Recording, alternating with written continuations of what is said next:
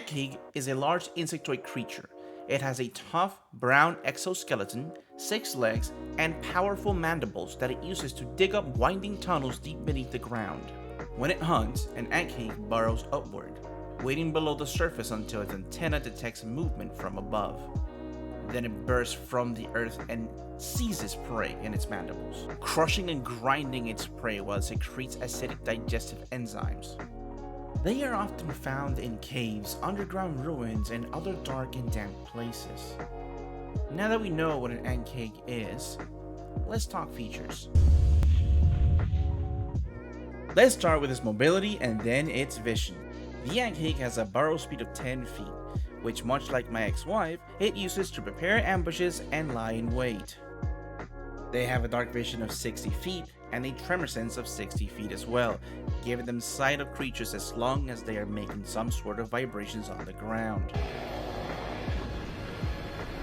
For combat, we have the bite attack, dealing 2d6 plus 3 slashing damage plus 1d6 acid damage. If the target is a larger or smaller creature, it is grappled. Until this grapple ends, the Ankheg can bite only the grappled creature. Once those mandibles grasp you, there's only one reaction. No, God! No, God, please, no! No!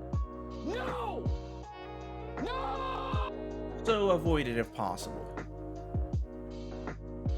We then have acid spray. The Ankheg spits acid in a line that is 30 feet long and 5 feet wide, provided it has no creatures grappled. Each creature in that line must make a DC 13 dexterity saving throw, taking 10 or 3d6 acid damage on a failed save, or half as much damage on a successful one. Now, it doesn't state it, however, one can assume you can still use it and hit the grappled creature instead, otherwise it will be really dumb. For the normal breath, my recommendation for you would be to dodge, and that will be good. That's all for the features. Let's talk settings. Here are 3 settings that could work for your world.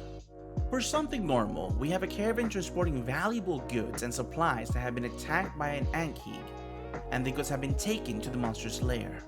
The party is hired to retrieve the stolen goods and slay the Ankheg. The party must navigate treacherous terrain, avoid traps and pitfalls set by the Ankheg to reach the monster's lair. Once they reach the lair, they must defeat the Ankheg and retrieve the stolen goods.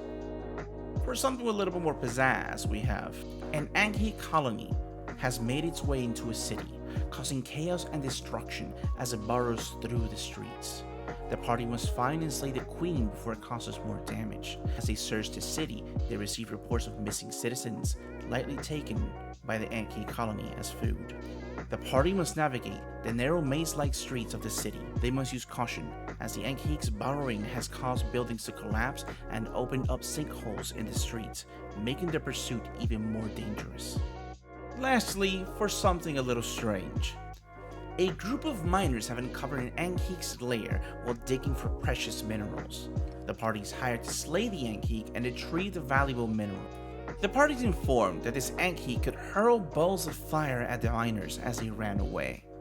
The party must navigate the dark, cramped tunnels of the mine, avoiding traps set by the Ankheg and searching for the monster's lair. Once they reach the lair, they find a small rift to the fire plane has bathed the Ankheg and its eggs in primordial fire, as they have evolved into a new magical species. They must defeat the Ankheg and retrieve the valuable minerals, all while being careful not to trigger any cave-ins or dangers in the mine, and hopefully close the rift before it begins to grow bigger. Now that we spoke about settings, let's talk some strategy. For some basic tips, focus on a single target to maximize damage output and increase likelihood to defeat them. Take advantage of every and any natural obstacle or feature on the battlefield, such as rocks or hills, to make it more difficult for the enemy to reach you or attack you effectively. Once a creature has been grappled, burrowing is a good way to avoid being surrounded, as it helps you stay mobile as well. Depending on your party level, use multiple of these guys.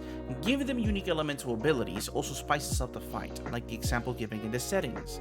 Starting combat with a breath weapon is always a good wake-up call for your party as well.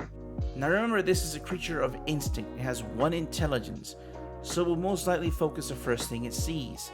Typically they'll bite something and eat it right there or drag it to its lair. Remember to attempt to surprise a party with the creature while it is burrowed. This is a huge part of its kit. In the video description below, I posted a link to Hensworth Games. They have a variety of this creature. Definitely check them out, it's completely free. Do enjoy. That is all for today's video. Please like, follow, and subscribe. Tell me about your favorite encounter with an Ankheg in the comment section below. Peace.